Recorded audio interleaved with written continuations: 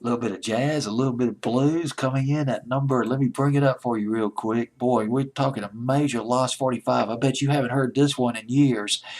Moments by Jennell Hawkins off the Amazon record label, Billboard's Hot 100, April 4th, 1962.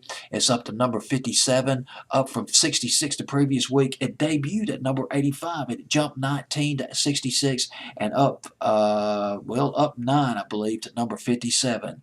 Jennell Hawkins. Jennell Hawkins from Los Angeles, California. When she was in high school, she formed a singing group called the Fidel Tones. The Fidel Tones. And later on, now get this, she teamed up with a fellow pupil, one of her friends in high school, and singer, songwriter. His name was Richard Berry. They did a song together. They recorded a song together called Each Step. That was back in 1954. Richard Berry was the guy who wrote and he performed the original version of Louie Louie, Richard Berry. And she kind of hitched her star a little bit to Richard Berry. She later joined his backup band. It was called the Dreamers. Keep in mind that Jennell Hawkins, rather. I'm getting her mixed up with another female performer back in the early 60s. Jennell Hawkins was really a backup person. She really performed playing the piano, the organ.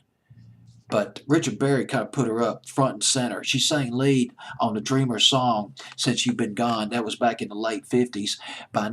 She was in another group called the Combinettes in the late 50s, but by 1961, she went solo. She came out with a song called I Pity You Fool, and then she recorded a song that was written by Richard Berry called Moments to Remember.